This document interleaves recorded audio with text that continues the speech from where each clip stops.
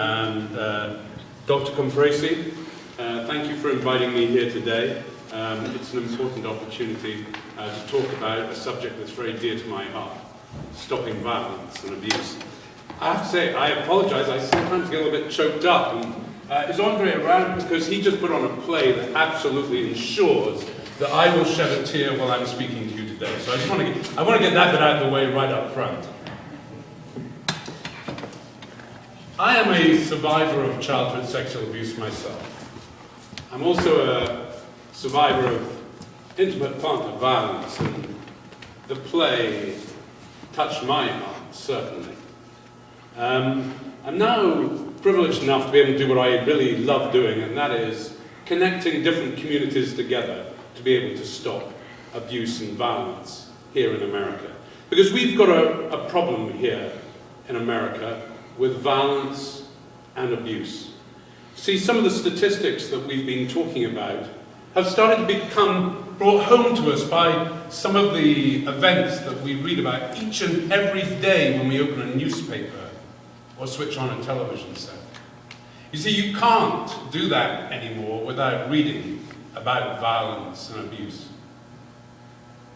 Just the other night I was lying in bed in Harlem and I heard gunshots outside. It's not unique to Harlem, though, is it? It's not unique to New York. It's a problem we have across America.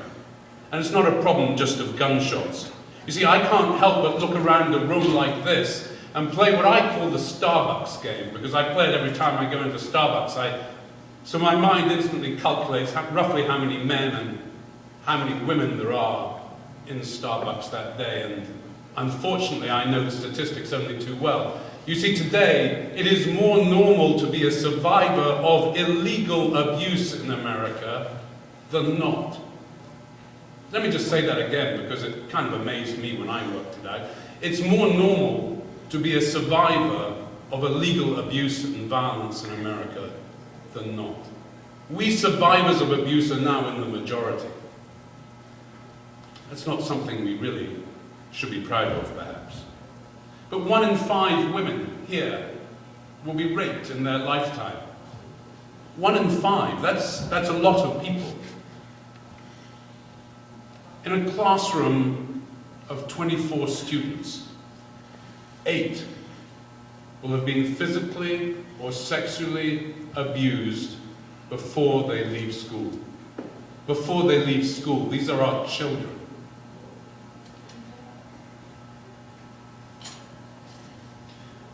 Most of us in New York City live on blocks.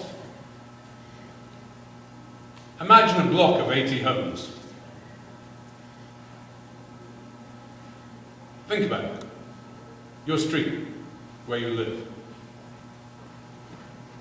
In those 80 homes, 20 women are experiencing what happened in the play. Regularly, frequently. And as we discussed in the play, most of us choose to ignore it. Here in America, we bully our children to suicide, and we abuse our elders in their golden years on the way out. But why is that such a big problem? It's a big problem because as a nation, it costs us $500 billion each and every year. $500 billion we spend as taxpayers on mopping up after abuse. Think about the war on drugs.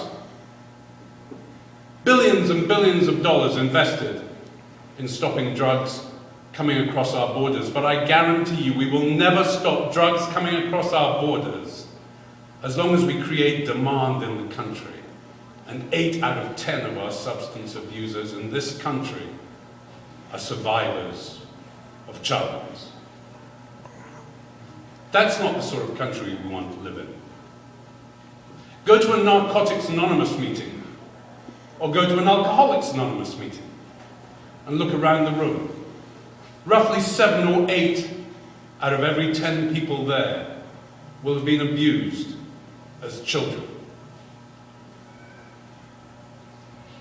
We talk about gateway drugs, but the reality is there are gateway activities that happen to people as children that are now statistically predictable. The Adverse Childhood Experience Study, the seminal piece of work done by the Centers for Disease Control, shows us the relationship between alcoholism and substance abuse in later life, and abuse and adverse childhood experiences in our early years. But there's good news. There's really good news. And the good news is we can stop this. Abuse is entirely preventable because it lives amongst us. And if it lives amongst us, we, each one of us, doing our own little bit, together, we can have a huge impact. At the Stop Abuse campaign, we're working on 4 strategies to stop abuse. We're connecting communities around these 4 strategies. Yesterday, I spent my day on Madison Avenue working on a new program to educate and involve people in America in stopping abuse.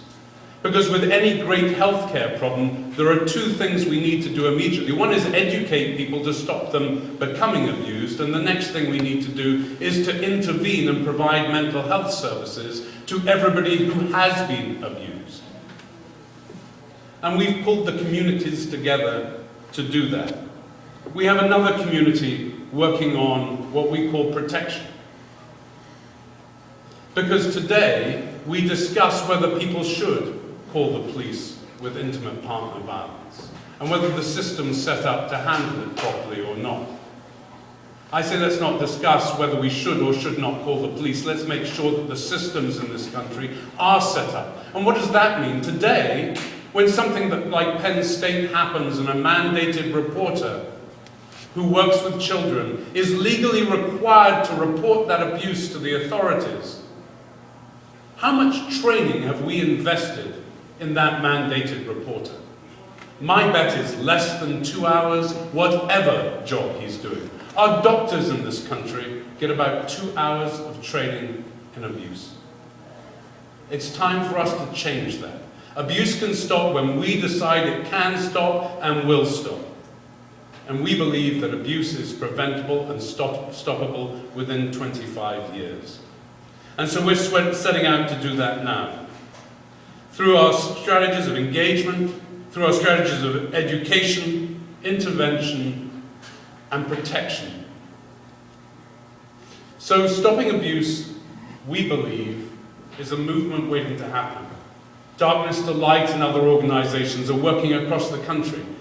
Wherever I go, I find survivors opening up little community groups for other survivors to come to. I find survivors going out today, like Ralph and Sheena, to talk about their own experiences and how we can recover and prevent abuse.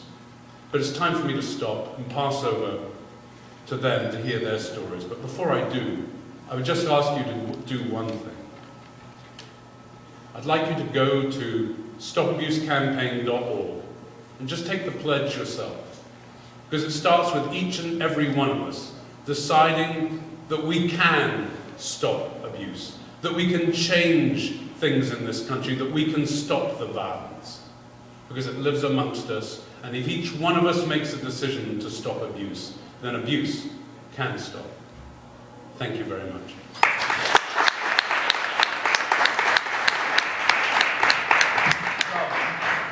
Thank you so much. I now have the privilege of introducing Ralph Castro. Ralph R. Castro was born and raised on the rough streets of Bronx, New York. He has 12 years of employment and volunteer experience in the various aspects of struggle for social, economic, and racial justice in New York City. Ralph has worked extensively in the private sector, mainly in administration, and has a background as a community and religious leader and activist. For the last 10 years, he has worked primarily in the nonprofit sector in the social justice movement. He's a product of the New York City welfare system and struggled most of his life to succeed. But his struggle intensified when he had to drop out of high school in 1978 because of sexual abuse and violence at home. He was resolved to obtain his equivalency diploma, which he did soon after, and ventured into the workforce. A survivor of childhood sexual abuse and domestic violence, Ralph has dedicated his life to helping other survivors find their voice and ending abuse and the suffering associated with it. His work, both professional and volunteer, is informed by his personal experiences as a former welfare recipient. Ralph Castro.